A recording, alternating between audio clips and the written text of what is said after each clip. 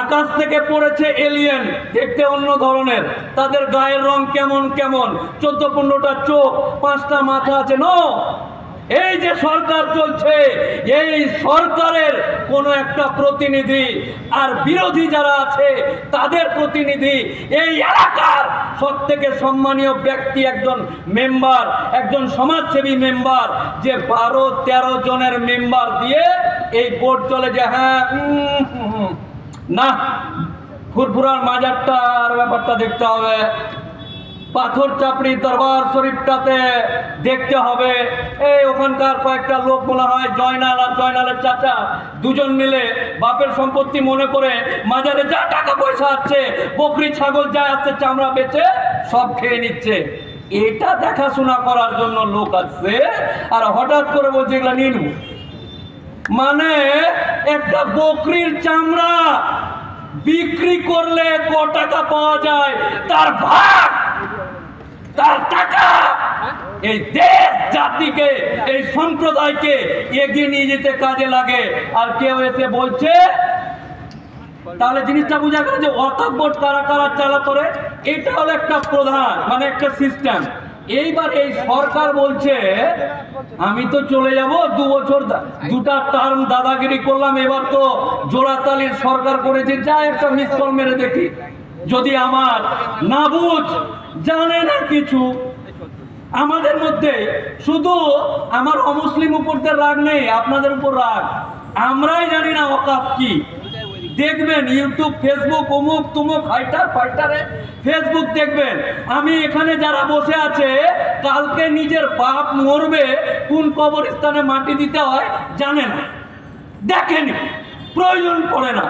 বাপ মরবে, খবর পেলাম, কাঁদবো, ওই এলাকার চাচা আসবে, বলে হ্যাঁ তোর বাপকে ওখানে দে, তখন ওরাই কবর খুঁড়বে, ওরাই যাবে, আমি পিছে পিছে উঁচু করে কাঁদতে কাঁদতে যাব আমার বাপকে মাটি দিতে।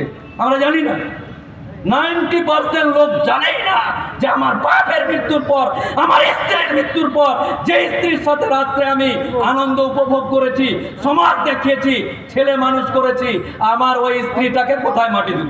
ও যেদিন মরবে সেদিন দেখা যাবে। তো এই গাফিলতি আমার।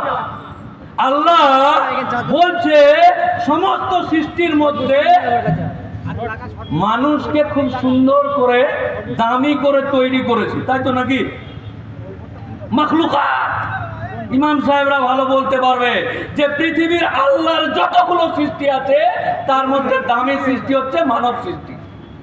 আচ্ছা, আপনারা কেমন সৃষ্টি আল্লাহ? আপনার বউ নিয়ে নেবো, শরীয়তকে জবাই করে 3 তালাক বিল পাস করব, আপনাদেরকে আল্লাহ এত দামি করলো, আর আমার বাপ দাদুরা কিভাবে যে সংসার জীবন যাপন করলো যে মানুষই মনে করে না।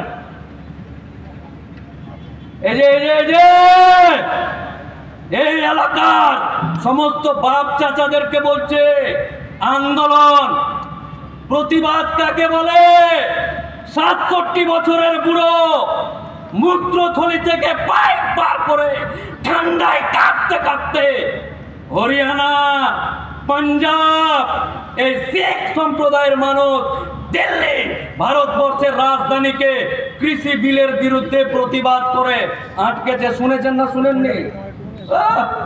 আর এরা এমনি ব্যস্ত, আজকে ওয়াকফ বিল আটকে দিব, এখানেই খৈনি পাঠাচ্ছে, তাড়াতাড়ি বল উকিল সাহেব যাবো, ওখানে বিরিয়ানি নিয়ে বাড়ি যাবো বাবু হোটেল থেকে। তো এই হলাম আমরা। নিজেকে জাগান, সচেতন করুন। মূত্রথলি থেকে পাইপ লাগিয়ে তার জমির ফসলকে সরকার দাম দেয় না বলে আন্দোলন করেছে 2 বছর 2.5 বছর। পড়েই আছে। আর এইখানে আপনার বাপের কবর জিসিপিতে তুলে নিয়ে চলে যেতে যাচ্ছে, আর এখানে মিটিং হচ্ছে। দেখেন লোকের পরিস্থিতি, দেখেন।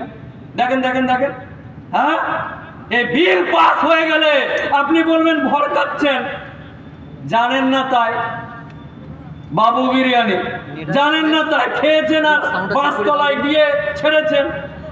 এই দেশ উত্তর 24 পরগনা হোক আর দক্ষিণ 24 পরগনা হোক, আইনটা হচ্ছে এই যে আমি এই সরকার এই এলাকার কালেক্টরকে এই পাওয়ারটা দিচ্ছে ডিএমকে, ডিএম বা কালেক্টর। তো ধরুন আপনাদের জেলা, কি জেলা এটা, দক্ষিণ 24 পরগনা, আলিপুর থেকে ডিএম এসছে, ডিএম এসে ভাবছে যে এদিক দিয়ে যাচ্ছে, যেতে যেতে দেখলো এই মসজিদটা, বাহ आई लव यू, ये मस्जिद बहुत अच्छा है, ये हमको चाहिए, ए ठाकुर ये हमको चाहिए। ঠিক যেমন গব্বর সিং এর ডায়লগ, এই বিল পাস হয়ে গেলে এই এলাকা দিয়ে যদি ডিএম যায় আর ডিএম কে মনে হয় এই ওয়াকফ সম্পত্তি, এই মসজিদ, এই মাজার, এই কবরস্থান আমার দেখে ভালো লেগেছে, আমি এটাকে উপহার দিতে চাই কাউকে না কাউকে, तो डीएम बोल रहे ये जो मस्जिद है ये हमको चाहिए दीजिए।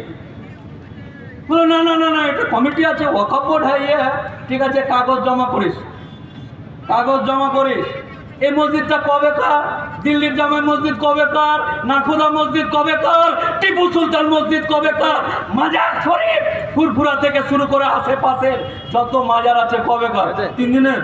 এখনকার জমির দলিল খুঁজে পাওয়া যায় না। ডিএম বললো যে না, তোমাদের যেটা দলিল আছে হয়তো কষ্ট করে নিয়েই গেল, যেটা আমার বাপের দাদর দাদর দাদো অমুক সালে দিয়েছে, এই দলিলটা আমার একটু সন্দেহ মনে হচ্ছে, আমি এটা ইনকোয়ারি টাইপে রাখলাম।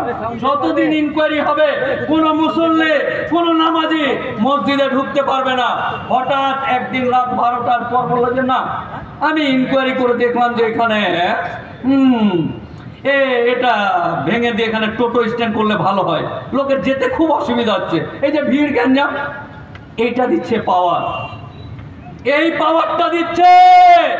এই যে ভাঙর, এই এলাকায় শ্যামলের বাপের 4 কাঠা জায়গা ছিল, কটা, 4 কাঠা জায়গা, চারিদিকে মুসলিম এলাকা, এই মুসলিম এলাকার মানুষগুলো গরিব, কলকাতার নিউ টাউনের শ্যামলের বাপের 4 কাঠা জায়গা এইখানে আছে, তারা নামাজ পড়তে পায় না, কারণ তারা নিজেরাই গরিব, মসজিদ করতে পারেনি, ঈদগাহ করতে পারেনি।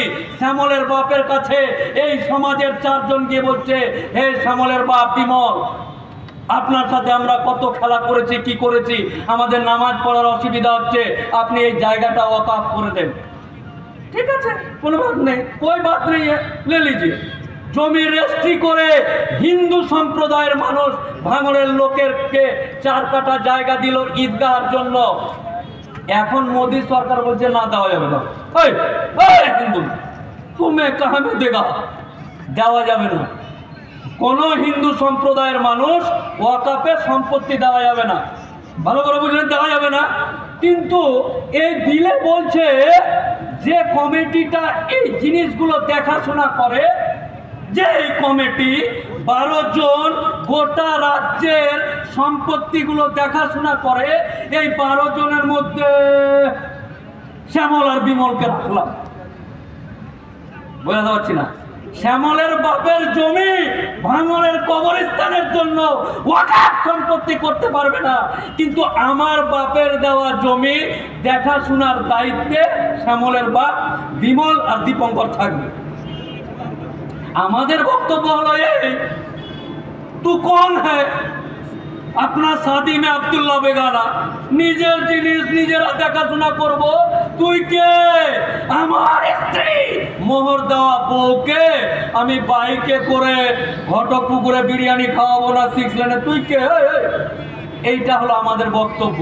আরো বিস্তারিত যদি আপনাদেরকে বলা যায় তাহলে এক কথায় বলতে হয়, এই জিসিপি দিয়ে আপনার সম্মানের পিতাজি, যার ধাতুতে, যার অর্থে আপনি জন্মগ্রহণ করে এই সুন্দর পৃথিবী দেখতে পাচ্ছেন, যার ধাতুতে আপনি জন্ম হয়েছেন, সেই পিতা মারা গেছে, সেই পিতা মারা যাওয়ার কবরস্থানটাকে যদি মনে করে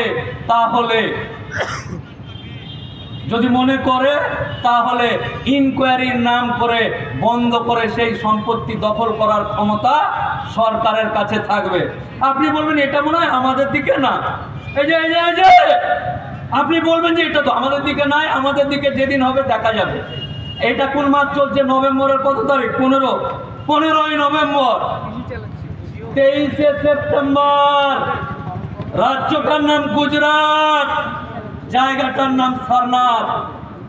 আজ থেকে 600 বছর আগের একটা খুব সুন্দর মাজার, খুব সুন্দর মাজার, আর ওই মাজারের পাশেই খুব সুন্দর একটা মসজিদ। অনেক দিন থেকে ভাবছে লিবো লিবো লিবো লিবো লিবো লিবো লিবো লিবো, যখনই যেদিক দিয়ে যাচ্ছে এটা চাই, ইয়ে চাইয়ে, এ চালিয়া ইয়ে চাইয়ে। একদিন হঠাৎ করে ইনকোয়ারির নাম করে বন্ধ বন্ধ। রাত 12টার সময় ওই মতোয়াল্লি মুয়াজ্জিন যারা দায়িত্বে আছে ওই এলাকার ডিএম কবে এই যে 2 মাস আগে, 2 মাস না হয়নি পুরেনি, 2 মাস আগের গল্প বলছি। আইন চালু হয়নি, এখনো বিল পাস হয়নি, তার আগের দাদাগিরিটা দেখেন। বলার কে আছে? সবচেয়ে দামি মখলুকাত बैठा है। দামি মখলুকাত নিজের বউ, কার বেটির সাথে কে পালিয়ে গেছে, কার জমি কার আল চাপে গেছে, এগুলো নিয়েই ব্যস্ত দামি মখলুকাত। আল্লাহ সব থেকে মূল্যবান সৃষ্টি হয়নি কচলাতে, আর তার বেটি তার সাথে পালিয়ে গেছে, এই নিয়েই ব্যস্ত। ঠিক তেমনি 23শে সেপ্টেম্বর গুজরাটের সারনাথের ওই কমিটিকে ডিএম বললো এসো এসো এসো এসো, একটু তোদের সাথে আলোচনা আছে। আসলো। আমাদের মধ্যে যদি এই যে ধরুন এতটি লোক আছে, এই লোকটির মধ্যে যদি কারো ডিএম এর সাথে সম্পর্ক থাকে, ওর মাটিতে পা থাকে না। ডিএম মনে হয় ওর শ্বশুর, রাস্তায় হাঁটবে, আমার ডিএম এর সাথে সম্পর্ক, আমি বিশাল দামি লোক, মানে হাফ ভাব এমন হয়ে যায়। নেতা ফেতা বাদ দেন, থানার আইসির সাথে এই এলাকার মফিজুলের যদি একটু মাছ ফাছ খাইয়ে চেন হয়, এলাকায় হাঁটে নাও, 2 হাত উপর দিয়ে হাঁটে, আমার আইসির সাথে সম্পর্ক আছে। আরে ওই আইসি তোকে 1 মিনিট লাগবে না তোকে অ্যারেস্ট করতে, যাকে মাছ খাইয়ে এলাকাতে তরফ তরফ করে হাঁটছিস তাকে। ওই ডিএম যখন ডাকলো, ওই 13 জনকে অ্যারেস্ট করলো ডিএম। কালেক্টর যেই কালেক্টরের কাছে এই বিলের খসড়াতে বলছে যে আলিপুরের কালেক্টরকে আমার দায়িত্ব দিলাম, ওই কালেক্টর ডাকলো, ডেকে তারপরের দিন 3-4টা বুলডোজার নিয়ে সেই মাজার শহীদ করলো, মসজিদ শহীদ করলো। আর আপনি বলছেন যে হোক তারপর দেখা যায়। সরি, তাই আপনাদের সকলকে সজাগ সচেতন হয়ে, আর আমার শ্যামল বিমল তাদেরকে বলছি, বোকা, তোর বউকে নিয়ে কি করব? এখানে আমার বউকে নিয়ে টানাটানি করছে, তোর সম্পত্তি দেবত্বর সম্পত্তি আমার দেখার দরকার নাই। আমার বাপের দেওয়া ওয়াকাফ সম্পত্তি, আমার দাদুর দেওয়া ওয়াকাফ সম্পত্তি, আমার জেঠুর দেওয়া ওয়াকাফ সম্পত্তি, এটা নিয়ে নিতে চাইছে, তাই আন্দোলন করছি, তোর বাপেরটা নয়। তাই অত্র এলাকার সমস্ত সম্প্রদায়ের মানুষকে আজকে অনেকে বলবে তোদের সম্পত্তি নিল তো আমাদের কি? এই যে শ্যামল দীপঙ্কর,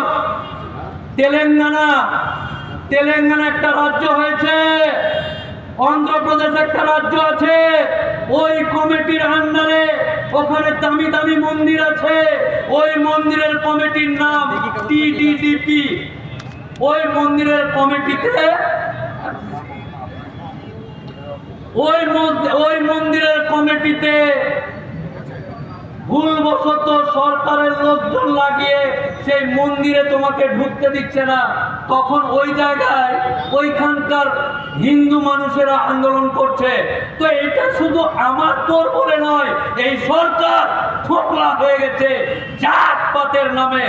না, বেকারদেরকে কাজ দিতে হবে, ওইটাতে ধান্দা নাই, কোনটা জমি নিব, কার এই করবো, কে কি খাবে, কার কি হয়েছে, কে কি করবে, এগুলো নিয়েই ব্যস্ত। তাই সরকারকে একজন উকিল হিসাবে, হাইকোর্টের উকিল, এই সরকার, এই কেন্দ্রীয় সরকারকে বলছে ফ্রিতে পরামর্শটা নে, আমার অফিসে গেলে ভিজিট নিয়ে নিব। এই মাইকের মাধ্যমে কেন্দ্রীয় সরকার অর্থাৎ ভারত সরকারকে একজন আইনজীবী হিসাবে ফ্রিতে কনসালটেশন বা ফ্রিতে মাসওয়ারা দিচ্ছে। এই জাতপাতের রাজনীতিটা বাদ দে, এই জাতপাতের রাজনীতি করে আমাকে আর শ্যামলকে আলাদা করতে পারবি না। আগামী দিন আমরা এই ভারতের মাটিতে একই থাকবো, এক থাকবো। তাই এই সরকারকে বলছি এগুলোকে বাদ দিয়ে দেশ কিভাবে এগোবে, জাতি কিভাবে এগোবে, সেই দিকে নজর দিন। আমি আপনাদের কাছে অত্যন্ত বড় জোরে বুকটা চিরে দেখাতে পারবো না, বুকটা চিরে দেখাতে পারবো না, কলিজায় মুখের ভিতর দিয়ে হাত ভরে কলিজা দেখাতে পারবো না। একজন আইনজীবী হিসেবে আমার জাত, আমার কম, আমার ভাই, আমার এই সম্প্রদায়ের ভাইয়ের কাছে বড় জোরে অনুরোধ করছি, নিজের বেটি কোথায় পালিয়ে গেছে, কি ভাত খাচ্ছেন, কি তরকারি খাচ্ছেন, কে কত বড় বড় বাড়ি দিলেন, কতলা বাড়ি দিলেন, এটার সাথে সাথে আপনার জাত, আপনার কম, আপনার সমাজ কোন দিকে যাচ্ছে আপনাকে সময় দিতে হবে, আপনাকে ভাবতে হবে। এই যে তৃণমূল করা মুসলমান, সিপিএম করা মুসলমান, আরএসএফ করা মুসলমান, কংগ্রেস করা মুসলমান, আপনি পার্টি করুন, কাল থেকে বেশি বেশি করে পার্টি করুন। রাজনীতি করতে হবে, যে যার সাথে আর যুক্ত আছে আরো ভালো করে লেগে যান। কিন্তু ধরুন আমি তৃণমূল করি, আমি তৃণমূলী মুসলমান, আমি যখনই দেখলাম 6 লেনে ওয়াকাফের মিটিং হচ্ছে, ওয়াকাফা মোফাক্কেরুল ইসলাম, তার বাপের নাম মোহাম্মদ মুস্তাক হোসেন, আমি তৃণমূল করি, এই তৃণমূল এই থাক, এই তৃণমূলটা থাক, যাই যাই যাই ওয়াকাফটা দেখে আসি। চলে আসলেন, ওয়াকাফ দেখলেন, প্রতিবাদ করলেন, আবার গিয়ে ওখানে তৃণমূল জিন্দাবাদ জিন্দাবাদ জিন্দাবাদ জিন্দাবাদ, আইএসএফ, কংগ্রেস, যে যাই পার্টি করুন না কেন, নিজের ঝোলাটা খুলে দিয়ে যে জায়গাতে কোরআন, আল্লাহ, নবী, সম্পত্তি, ওয়াকাফ, যা কম, ভাইয়ের কথা হবে, ভাইয়ের কথা হবে। কিসের কিসের কংগ্রেস দেখে আসুন। এসে এইখানে রাস্তাটা কেন হচ্ছে না, তৃণমূল এসে মারপিট করবে রাস্তার জন্য, উন্নয়নের জন্য, এলাকার কে কোথায় যাবে, কে কি হবে তার জন্য গন্ডগোল হবে। আশ্চর্য এই জাতি, আশ্চর্য এই ধর্ম, আশ্চর্য এই ভাই। আল্লাহ কসম, আল্লাহ কসম, বুক চিরে যদি আপনাদেরকে দেখাতাম, এই পার্টি, এই রাজনীতি, এই আমার বাপ দাদুরা যারা এখানে বসে আছে, আজ অব্দি এই দেশে কিছু করতে পারেনি, কিছুই করতে পারেনি। অকারণে ফুঁকো আওয়াজ মারবেন না। তাই অকারণে রাজনীতির দিকে দেখতে গিয়ে ফুঁকো আওয়াজ মেরে 6 লেনে যদি এসে রাস্তার মাঝখানে দাঁড়ান, কোনো লরি এসে চাপিয়ে পিছন দিয়ে দুবার করবে। তাই মস্তানি নয়, মস্তানি মারতে হবে কায়দা ভাবে, আইনত ভাবে, আইনের দিক থেকে, আইনের মারপেট জেনে। তাই আপনাদের সকলকে, সমস্ত সম্প্রদায়ের যত রকমের ফেরকা আছে, ফুরকি আছে, সব বাদ দিয়ে আল্লাহর রাহে, আল্লাহর সম্পত্তি, আপনার বাপের কবর, আপনার বাপের কবর যেন জিসিপি দিয়ে না নিয়ে যায়, তার জন্য এই সমাবেশ ডাকা হয়েছে। এটা মনে হয় একটু তৃণমূল ঘেঁষা মনে হয় মিটিংটা, নাকি কংগ্রেস ঘেঁষাতে কি করে নিয়েছিস? হ্যাঁ, আইএসএফ ঘেঁষাতে কি করে নিয়েছিস?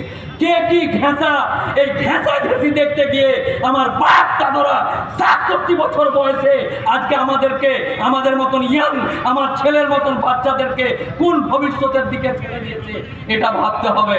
তাই আগামী মঙ্গলবার প্রত্যেকেই লাভবাহিক বলে কোনো কাহিনী চলবে না। আমার বেটিকে শ্বশুর বাড়িতে রাখতে হবে, পরের দিন যাবি। আমার বউ ভ্যান থেকে পড়ে গেছে, টোটো থেকে, ডাক্তার দেখাতে যেতে হবে, তুই কাট, এখন আল্লাহর ঘর বাঁচাতে যেতে হবে, আল্লাহ সম্পত্তি বাঁচাতে যেতে হবে। না না, আমার বেটার ফিস না দিলে স্কুল থেকে বার করে দিন, তারপর দিন ডবল ফিস দিবেন, 2 দিন বেশি কামাই করবেন। সবাইকে লাভবাহিক বলে কোনো রং, কোনো ঢং, কোনো নাটক বাদ দিয়ে আপনাদেরকে সকলকে জাতি ধর্ম নির্বিশেষে আসুন না। এই যে ভাই শ্যামল, বিমল, দূর থেকে কেন, দূর থেকে কেন ফেসবুকে, দূর থেকে কেন, কাছ থেকে দেখ মনের ব্যথাটা কোথায়। তোর বাপের ব্যথাটা আমার বাপ দেখেছিল এই এলাকাতে, যে নাপিত আছে এই এলাকার মানুষ বলেছিল, শ্যামল তুই কলকাতাতে রেট ভালো পাচ্ছিস না, ভাই আমারই একটা ছোট একটা ঘুমটি আছে, এখানে ব্যবসা কর। তোকে বসতে দিয়ে তোর এখন টাকা হয়েছে, পয়সা হয়েছে, তুই বলছিস শ্যামলের বাপের জমিটা কোনটা? আশ্চর্য জাতি, আশ্চর্য দেশ। এই জাতিকে, এই সমাজকে, এই দেশকে এগিয়ে নিয়ে যেতে আপনাদের মতো লোকের কাছে আমি আপনাদের জাত, আপনার কওমের একজন ভাই হিসাবে জোরহাট করে আপনাদের দিকে হাত তুলে আহ্বান জানালাম, আপনি আপনার ছেড়ে যাওয়া ছেলে মেয়ে জন্য আগামী মঙ্গলবার কলকাতায় যাবেন। ওখানে গেলে উকিল বাবুর বাপের বিয়ে আছে, বরযাত্রী খেয়ে আসবো? নো, আপনার ছেলে, আপনার মেয়ে, আপনার স্ত্রী, আপনার কন্যার জন্য আপনি যাবেন। সেই দিন লব্বাইক করে নিজের পয়সা খরচ করে আরও আপনার সাথী সঙ্গতিকে নিয়ে এই আবেদন রেখে আপনাদের সকলেই আগামী দিনের কুশল মঙ্গল করে কামনা করে মহান আল্লাহ তাআলা এই পৃথিবীতে, এই দেশে যেন আমি এবং আমার ভাই শ্যামল একসাথে বাস করতে পারি, আল্লাহ যেন আমাদেরকে এই তৌফিক দান করে, বলুন আমিন। আমার ভাই শ্যামল, আমার ভাই দীপঙ্কর যেন আমাদেরকে ভুল না বুঝে আমরা একসাথে কাঁধে কাঁধ লাগিয়ে এই স্বৈরচারী সরকার যে আছে, এই সরকারের বিভিন্ন রকম কুচক্রী আইনগুলোর বিরুদ্ধে যেন একসাথে লড়তে পারি, আল্লাহর কাছে দোয়া করি। এবং আগামী দিন মহান আল্লাহ তাআলার দয়া যেন এই এলাকার মানুষের কাছে সরাসরি আসে, আল্লাহ যেন এই এলাকার মানুষের প্রতি সুদৃষ্টি রাখে। এই বক্তব্য রেখে আমি আপনাদের সামনে বিদায় নিচ্ছি। আসসালামু আলাইকুম ওয়া রাহমাতুল্লাহি ওয়া বারাকাতুহু।